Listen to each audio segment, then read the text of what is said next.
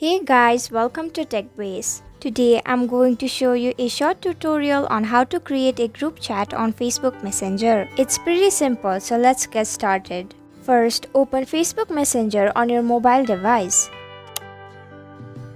Tap on the pen icon at the top right of your screen.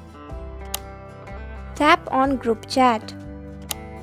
Tap on the profile of the user that you want to add to your group chat. Once you are done selecting the members of the group, you can add a group name. Once you're done, tap on Create at the top right of your screen. And that's it. This is how you create a group chat on Facebook Messenger. Thank you for watching TechBase. I hope you found this video helpful. If you did, then please hit the like button and comment down if you have any questions or feedback. And if you're new to our channel, subscribe and hit the bell icon so you don't miss our upcoming videos.